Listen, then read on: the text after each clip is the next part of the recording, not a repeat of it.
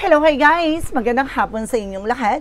This is Chirigas Mamasigadik Channel, a faith healer o Zamatayders. So ngayong hapon na to, tignan natin sabihin sa iyo ng ating mga gabay. So this is a monthly gabay for the month of April 2025 for the sign of Sagittarius. So Sagi, welcome to my channel.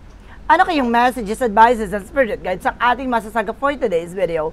Kanina kayang energy or kaganapan sa buhay ng mga Sagittarius ang ating makakagilap. So guys, this reading is a journey lamang, hindi at makaka-resonate. Kunin lamang po ang makaka-relate sa inyo.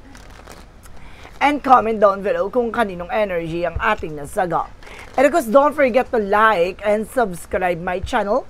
And hit notification bell for more videos update ko. Maraming salamat po sa mga walang sawang pagsuporta sa aking channel, lalong-lalo na ang hindi nag-i-skip ng ads na way pagpalain kayo ng Diyos at may kapal. Siksik, liglig, nag-uumapaw na biyayang manang balik sa inyo. So let's see guys, what is the messages, advices sa iyo ng ating angel spirit for the sign of Sagittarius. So let's see and watch this.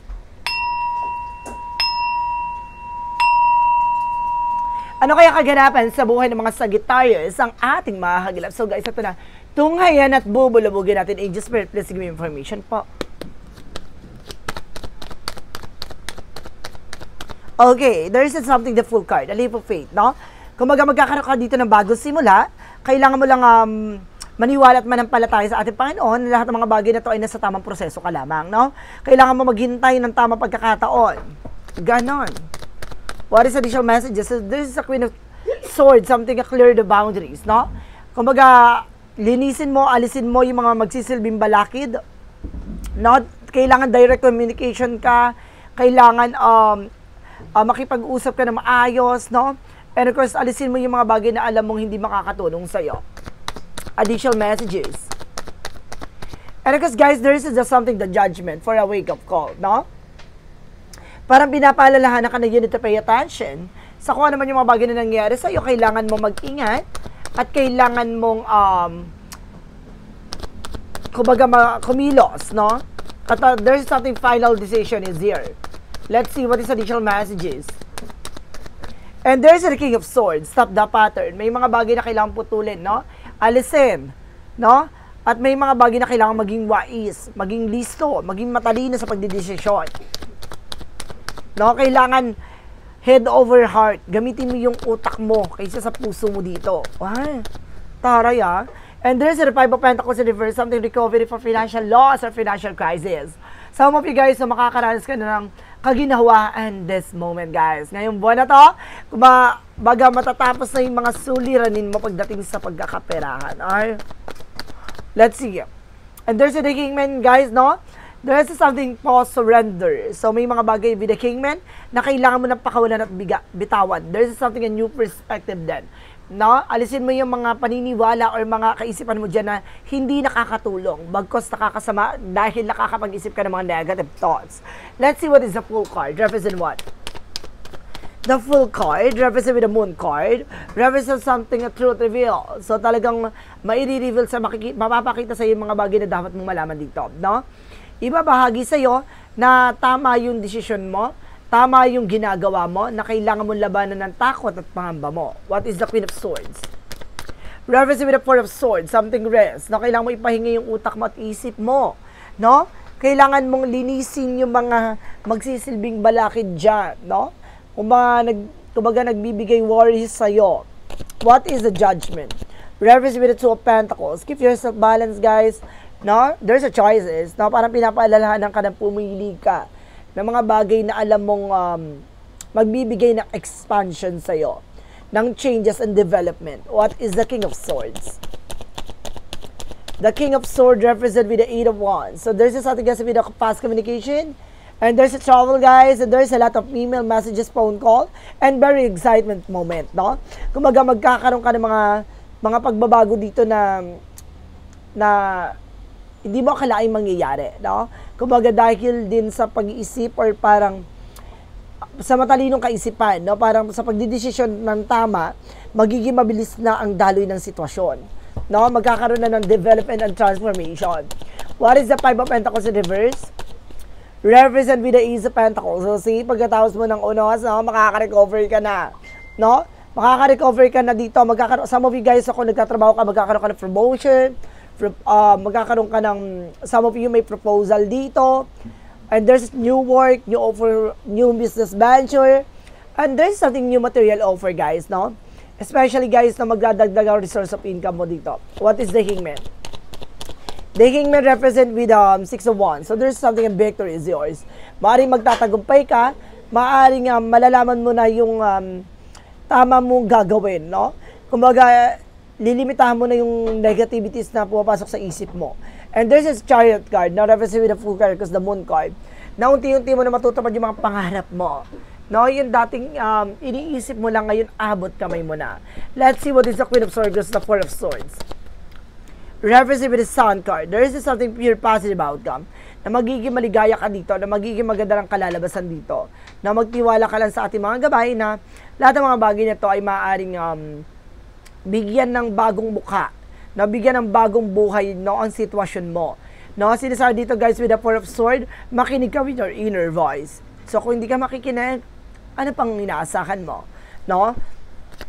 Let's see what is the Judgment, because the Two of Pentacles. So, represent with the Knight of Cups. No? There is something of wish fulfillment. Ito na, dito na ang papasok, no? Dahil sa pagpili mo ng tama, at pagdidesisyonan mo ng tama, at paggising mo sa katotohanan, ito na, maaari matamo mo na ang kaginahawaan, no? Emotional riches. And there's something satisfaction. Ganon. Then fulfillment. Talagang maaaring makaranas ka ng kasaganahan dito. What is the King of Swords? And the Eight of Wands. Represent with the Star card for miracles. And this is something that Star represent healing. No? Maaaring kumbaga naputol mo na, no? Yung mga bagay na alam mo hindi nagsiserve sa'yo. Yung mga nakikichismis lang, nakukumuha ng informasyon lang. No, yung mga taong sagabal, inaalis mo na yan. Na unti-unti ka na nagtitiwala sa sarili mo at naniniwala na kaya mo. It's good. What is the Five of Pentacles in reverse? Because of Ace of Pentacles. Reverse with the Seven of Swords. Now, there's a sneakiness, guys. Now, there's a cheating lying on you. Now, there's a betrayal, guys. Now, mag-ingat ka. There's a false mask with the deceptions. Now, maaaring may mga tao nagpapanggap dyan, may mga taong hindi totoo dyan. Kasama mo, guys, na nakaranas talaga ng financial loss dahil nabudol, dahil na-scam. Now, there's a possible na maaaring may madamating na bagong opportunity. Mag-ingat ka lang dahil there's a something second time around na maaaring maulit-ulit, no? Kumbaga, maaaring lokohin ka ulit. So, gumawa ka ng strategy na to na kailangan, no, pagdating sa finances, maging low-key ka or magkaroon ng privacy, no? Kumbaga, kung saan gagaling yung resource of income mo, ganon, i-save mo yan. What is the Hangman? Because the Six of Wands. There's a Death card. So, there's an ending in your beginning. Na may mga bagay na matatapos na, may mga bagay na magsisimula na. Na babaguhin to lahat ng mga bagay na nakasanayan naman, magdadala sa'yo ng victory. What is the additional messages for the outcome? Ang outcome is the Five of Cups. Now, there's something disappointment. No? Maaring nagsisisi ng hihinayang ka, ganun talaga. There's a 7 of Wands na protection at papangalagaan ka ng ating poong may kapal, na may mga bagay na inaalis sa'yo, na may mga bagay na tinatanggal talaga, no, para hindi matuloy yung mga ganong scenario para sa ikabubuti mo. And this 7 of Wands may protections.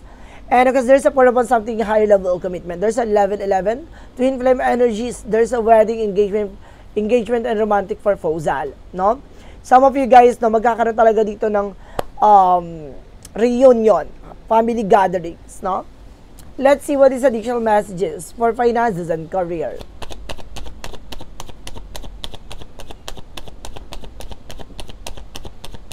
There's a Two of Swords, there's a decision. Pagdating sa finances mo, kailangan mo mag-decision. There's a King of Cups. May devoted supportive person dito. May provider din, no, na tumutulong sa'yo. And there's a strength, kailangan mo lakas ng loob mo, maging matapang ka dyan. No, alagaan mo yung sarili mo, magkaroon ka ng respeto sa sarili mo. No, wag ka masyado, pagdating sa finances, no, wag masyadong bigay ng bigay. No, what is additional messages? No, pagdating tayo sa love life, and there's an Empress card, self-care, self-love, diba? And there's a high five for lesson learned. Matuto ka na. Matuto ka na sa minsan ka na naging tanga. No, minsan ka na naging marupok, minsan ka nang pinaikot-ikot, no? Ganon. Or pinikot-pikot. Let's see what is additional messages. And there's an 8 of Swords, no? There's a lot of negativities around you, no? Kumbaga meron ditong hindi ka tanggap na pinipilit lang, pinapakita lang nila na tanggap ka, pero eventually hindi ka nila talaga gusto. What is the additional messages? Na magdating tayo sa health. No, and this is something guys with the Justice card. Pagdating sa kalusugan mo, magkakaroon ng patas at magkakaroon ng magandang karma dito. What is the additional messages? At mag-ingat ka rin, no, sa iyong kalusugan. May cause and effect. It means, kumbaga consequences. Kung ano naman yung mga bagay na ginagawa mo sa kalusugan mo, ganun talaga, magiging impact talaga. Ibig sabihin, tigil-tigil naman yung pagkakain ng mga bawal sa'yo. Yung mga nagtitrigger sa yung bawal, iwasan mo, tantanan mo. And there's a page of what's be the good news. May magandang balita dito na magiging maganda raw ang kayong kalusugan. And the Ace of Swords, magiging lilinaw daw ang iyong mata. There's a visions, no? Kung magalilino ang iyong mata, magiging magandang kalusugan mo, kaya tigil-tigilan mo yung matigas ang ulo mong panahilamo na mga bawal, ha? Let's see, what is additional messages with a Yin and Yang Oracle card? Sabihin niya, minsan lang naman laban, ganon. Masarap go, laban. Ayan, pag nandyan na, diba? Suffer, sarap. Let's see, what is a Yin and Yang Oracle card? And there's something storm, unexpected, no? May mga biglaang unos dito or problemang darating sa'yo. Ay, ano yan? And there's an ego. Alisin mo yung pride and of course yung luha, bisyo, alisin mo yan. And there's a flow, no? Dadaloy na roon ng magagandang opportunities na magdadala sa inang stability. What is additional messages for synchronicities? What is additional messages for synchronicities? Represent with the sorrow. Iwasan mo yung mag-emote, ha? Nag-emote, nagda-drama-drama ka dito.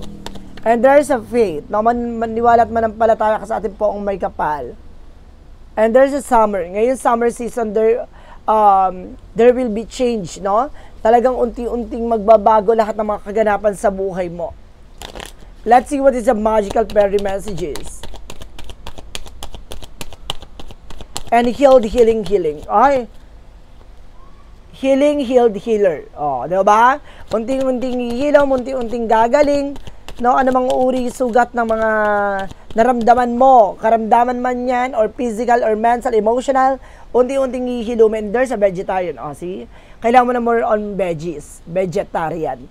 No, kailangan mo na more on gulay.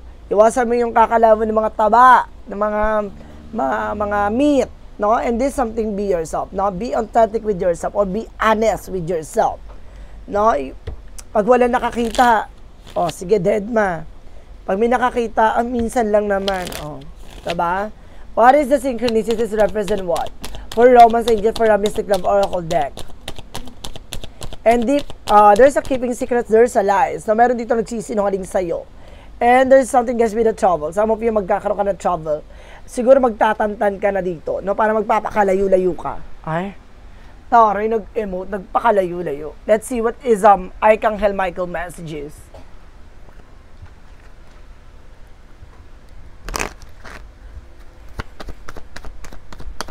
Taray dito, no? Nag-travel ka, nagpapakalayo-layo ka, nasaktan na bigo, nag-travel, taray.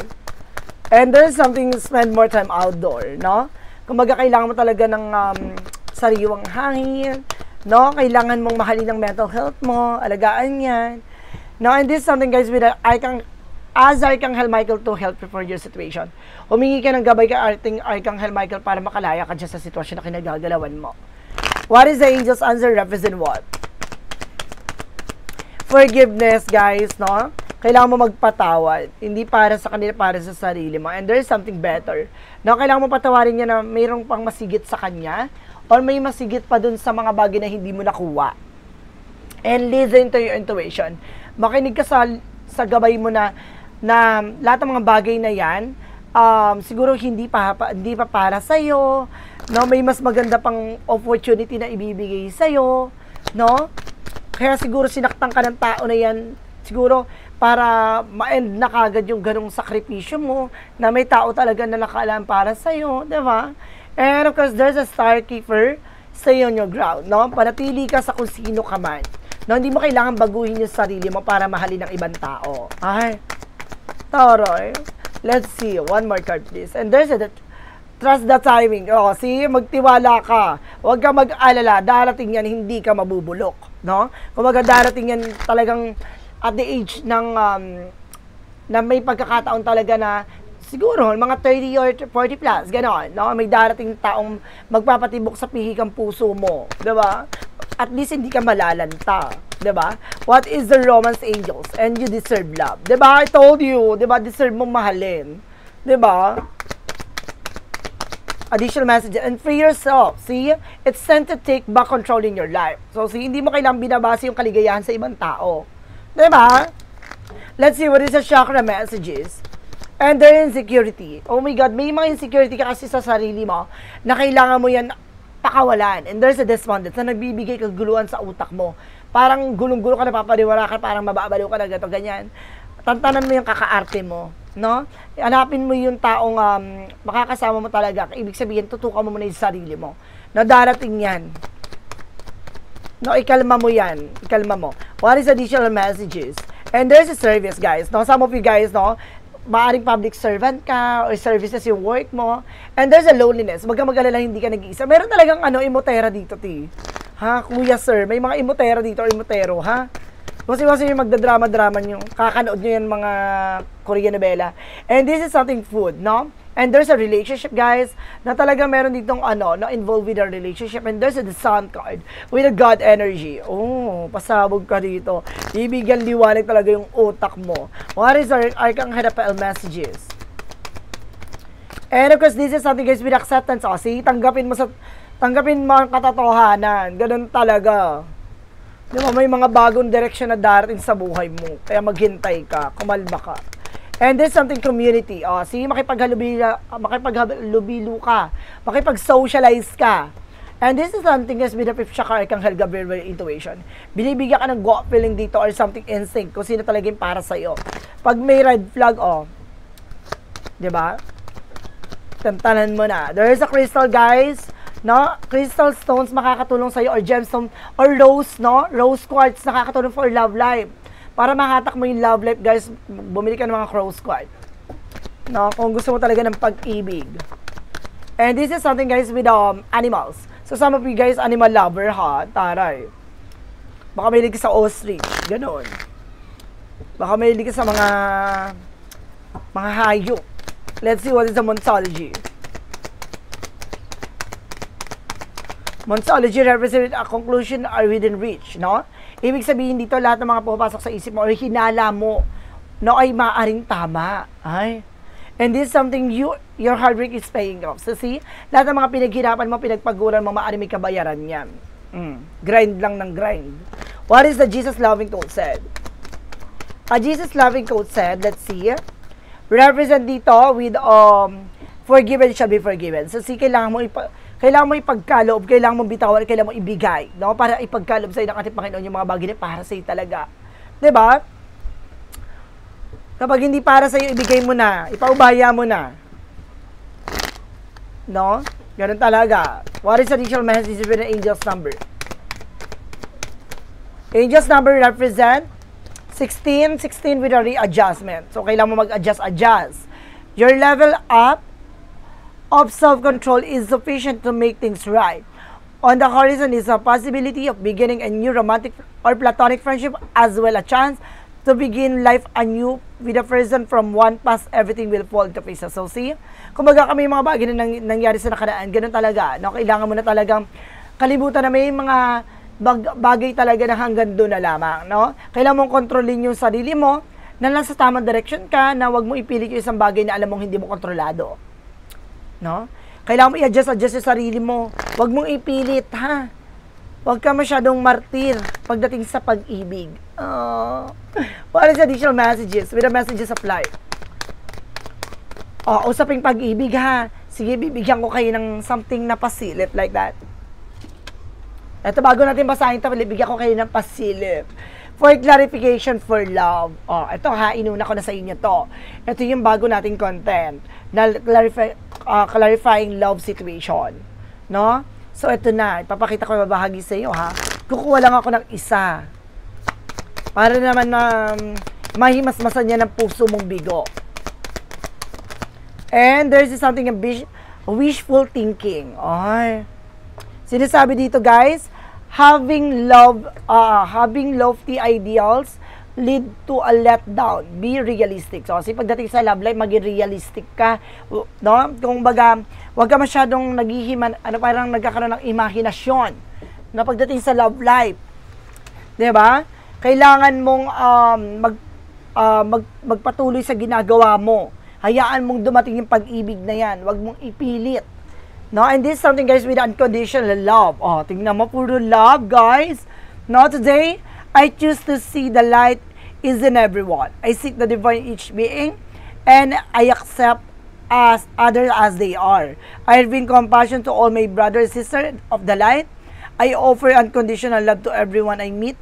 I join my soul with theirs so they may grow together in universal love. So see, kumbaga sinasabi dito na yung pagmamahal talaga, hindi yan dahil sa partner mo, no, hindi dahil asawa mo, no, mayroon ka pagmamahalan na mumutangi sa lahat, no, na kumbaga hindi matatawaran, no, at dun yun nagagaling sa puso mo, no, na may pakika sa kanya kahit na wala kayong relasyon, nung mahal mo siya dahil kaibigan mo siya, kaibigan lang ako, ganun, charis.